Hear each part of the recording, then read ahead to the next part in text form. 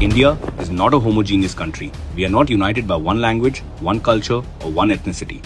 And yet somehow, 140 crore people live under one constitution, one border, and one national identity. That is India. And that is exactly why borders matter. Citizenship is not just a piece of paper. It is a right and a responsibility. Every highway, every railway, every airport, every welfare scheme, every subsidy, and every public service exists because Indian citizens built this nation. And naturally, the first right over these opportunities belongs to Indian citizens. The workers building our roads, the farmers feeding our nation, the laborers working day and night, and the young Indian working to build a better future. But illegal infiltration changes this equation. It is not just about crossing a border, it is about entering a system built for Indian citizens, a system funded by Indian taxpayers and to serve the people of India. This is exactly why the government of India has elevated this issue to the national level. In Bihar alone, the Special Intensive Revision exercise identified nearly 65 lakh invalid entries in the voter rolls. And in West Bengal, more than 90 lakh names were removed during the revision process. That is nearly 12% of the state's electorate. Think about that. Not hundreds, not thousands, more than 1.5 crore entries under scrutiny in just 2 states. And the opposition still want Indians to believe there is no problem. For decades, this issue was ignored. Vote bank politics came first, national interest came second. And while governments looked away, the problem continued to grow. Across several border regions, demographic changes have become impossible to ignore, which is exactly why the Government of India has now constituted a high-level committee to study demographic changes linked to infiltration and other unnatural causes. And perhaps the biggest question Indians should ask is this: how many times must this nation pay the price? In 1947, India suffered one of the most painful partitions in human history. Millions were displaced, families were destroyed.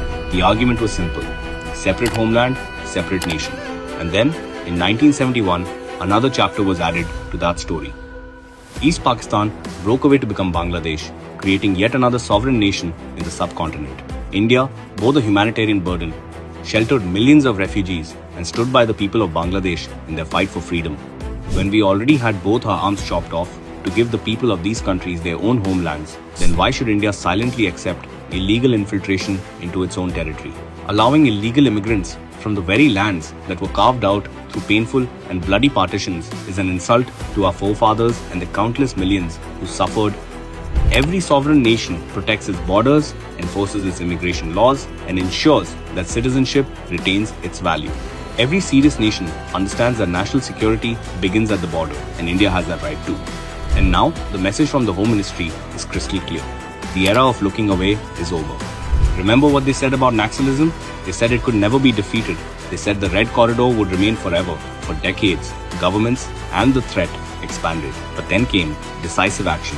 District after district was reclaimed. Network after network was dismantled. What once seemed impossible is now becoming reality. And today, India is completely Naxal-free. Now another mission is underway, which is border security, demographic security, national security. The message from Home Minister Amit Shah is direct: detect, delete reports. Detect illegal infiltrators. Delete ineligible names from the system. Deport those who have no legal right to stay in India. Because the resources of India belong to Indians, the opportunities of India belong to Indians, and the future of India belongs to Indians. One nation, one constitution, one border, and zero tolerance for illegal infiltration.